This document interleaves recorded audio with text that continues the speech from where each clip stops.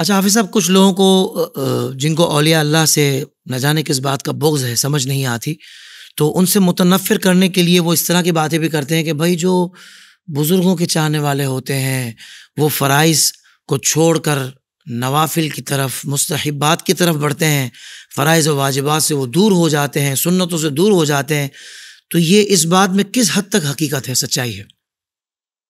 किबला हाफिज़ साहब, मैं फिर उसी बात को दोहराऊंगा कि पढ़ा ही नहीं गया बुजुर्गों को है। हज़रत शेख अब्दुल कादिर जिलानी रहमतुल्लाह तआला अलैह, ये उनकी तालीमात हैं। ये जो मैं बात आपकी समातों की नज़र करने लगा हूँ और आपके ज़रिए सारी दुनिया वाले देखेंगे, हज़रत शेख अब्दुल कादिर जिलानी रहमतुल्लाह तआला अलैह आप फरमाते हैं कि अगर कोई बंदा फ़राइज़ को छोड़कर सुन्नतों की तरफ जाए, नवाफिल की तरफ जाए या मुस्तहबात की तरफ जाए, लम युकबल, अल्लाह ताला ना उसकी सुनते कबूल करता है, ना अल्लाह ताला उसके नवाफिल को कबूल करता है, ना मुस्तहबात को कबूल करता है। अल्लाहु अकबर। आप इस जुमले से कभी अंदाज़ा लगाएं कि वो फ़राइज़ की किस कदर पाबंदी करते होंगे। तो ये तालीमात है ना सारी दुनिया के लोगों के लिए। और आगे आपने दलील क्या दी, आप कहते हैं कि अगर कोई बंदा फ़राइज़ छोड़कर मुस्तहबात की तरफ जाए या नवाफिल की तरफ जाए तो वो ऐसे ही है कि बादशाह जो है उसको अपनी खिदमत के लिए बुला रहा है और ये जो है ये बादशाह के वुज़रा की खिदमत की तरफ जा रहा है। पहले तो रब्बुल आलमीन की ज़ात है ना, बेशक। हाँ, तो ये हुज़ूर गौसे आज़म रज़ी अल्लाह ताला अन्हो की तालीमात में आपकी समातों की नज़र कर रहा हूँ। वो तो कहते हैं कि फ़राइज़ फ़राइज़ फ़राइज़। और जो सूफिया इकराम है ना, उनकी तालीमात, उन्होंने कहा कि अगर आपने ये देखना हो कि नफ्स का पुजारी कौन है तो ये देखो कि फ़राइज़ से कौन भागता है। अल्लाहु अकबर। फ़राइज़ से कौन भागता है, क्योंकि जो बंदा अपने नफ्स का पुजारी होगा ना, हाफिज़ साहब कभी इस चीज़ को लोग महसूस नहीं करते कि अब देखें कि 10 से 15 मिनट लगते हैं फजर पढ़ने के लिए, ठीक है ना, अगर वुज़ू भी आप कर लें। ज़ोहर के लिए 15 से 20 मिनट लगते हैं, असर के लिए 12 से 13 मिनट लगते हैं, मगरिब के लिए आप लगा लें 12-13 मिनट लगा लें, इशा के लिए 20 मिनट लगा लें, ठीक है। अब जो महाफिल होती हैं वो कब हुआ करती हैं, इशा के बाद ही हुआ करती हैं।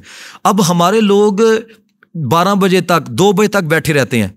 तो ये मैं सिर्फ लोगों को जोड़ने के लिए बात आज करने लगा हूं कि कभी आप अपने आप की भी देखो यार, कि जिस नफ्स ने 20 मिनट के लिए रब की बारगाह में खड़ा नहीं किया और महफिल में 4 घंटे बैठा दिया है, तो इस जालिम से पूछिए मेरे साथ कर क्या रहा है। अल्लाह, यही नफ्स है ना, यानी कि 4 घंटे इसी ने बैठाया हुआ है। अगर दिल ना करे बंदा तो उठ के चला जाता है। इसी नफ्स ने आपको 10-15 मिनट के लिए रब की बारगाह में खड़ा नहीं होने दिया और आप वहां पर 4 से 5 घंटे जो है वहां पे बैठे रहे हैं।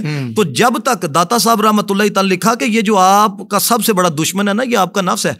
और हमारे बुजुर्गों की तालीमात भी ये हैं।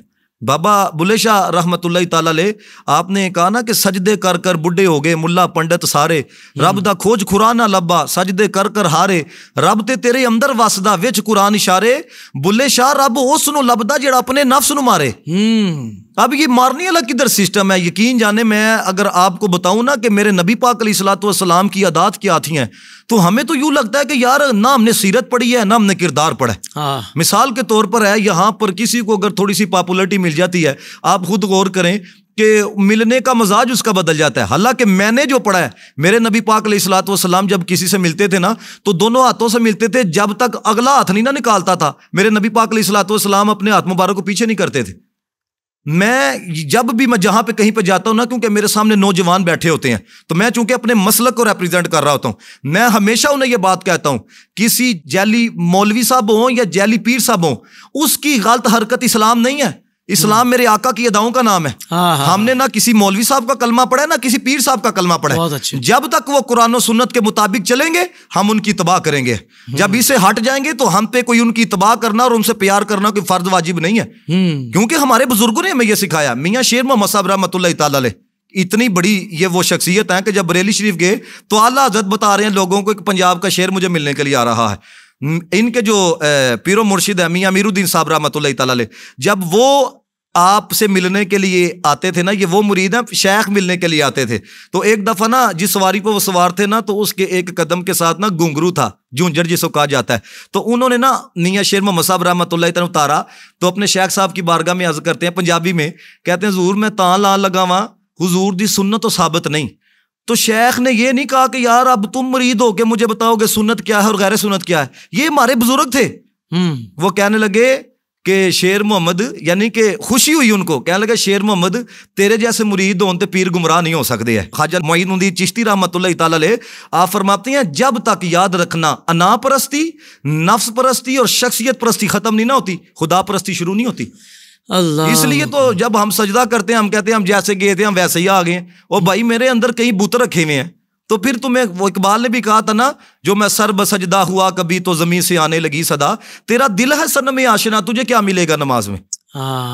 तुम बिल्कुल ये बातों का ना लोग बड़ा हुस्न लेते हैं, बड़े मजे मजे की बातें हो रही हैं। ओए अल्लाह के बंदो कभी अमल करके देखो, आप पे भी वो रंग नजर ना आएगा तो फिर कहना। हमारे बुजुर्गों के पास एक बंदा आया ना, कहता है अब वो वाले बुजुर्ग नजर नहीं आते जिस तरह के पहले हुआ करते थे ना। तो मुस्कुरा के कहने लगे चलो नहीं आते तो तुम ही बन जाओ।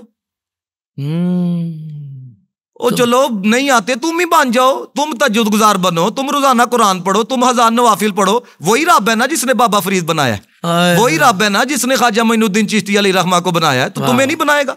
तो इसलिए इतराज करके और हजरत वाला कुछ ना कुछ तिनका फेंक के या पत्थर फेंक के चला जाना, ये बड़ा सोखा काम होता है। कभी इस राह के मुसाफिर तो बनो, क्या आपको पता चले कि इस रास्ते में होता क्या है। अल्लाह, हमने सिर्फ समझ लिया कि हजरत वाला के हर चीज जो है ना बस ये दुनिया का मिल जाना यही सब कुछ है, बल्कि उन्होंने जैसी आजमाइशें देखी हैं। हाफिज साहब सिर्फ बंदा इस बात की तरफ गौर कर लेना, ये तो ऐसा दौर है कि इस वक्त बंदा दीन का काम करने लगे तो इतनी आजमाइशों का सामना करना पड़ता है। तो जिस वक्त हर तरफ कुफर था, दाता साहब ने उस वक्त काम किया है। इनकी दलेराना जिंदगी के ऊपर दाद देनी चाहिए कि नहीं देनी चाहिए। बिल्कुल। ख्वाजा मोइनुद्दीन चिश्ती जब आए, किन की हुकूमत थी, कौन था, हर तरफ कुफर ही था ना। काम किया कि नहीं किया। तुम लोग तो अपने इलाके के लोगों को सीधे रास्ते पर नहीं ला सके, उन्होंने तो हिंदुओं को कलमा पढ़ाया है। और बंदा जनाबे वाला बड़े मुस्कुराने वाले अंदाज में बुजुर्गों के बारे में अगर नज़ेबा कलिमात कहना शुरू कर दे तो ये तुम्हारे अंदर की खबासतें हैं, इनका जिक्र खत्म नहीं हो सकता, क्योंकि इनकी मोहब्बत को अल्लाह ने लोगों के दिलों में डाला है। सुभान अल्लाह। सोशल मीडिया पर इस्लाम की सही तालीमात जानने के लिए अभी हाफिज सायर खादरी का नया YouTube channel Islamic digital studio subscribe कर लें, और हाँ, नोटिफिकेशन बेल आइकन को भी प्रेस कर लें ताकि हमारी नई वीडियोस आप तक बर वक्त पहुंच सके।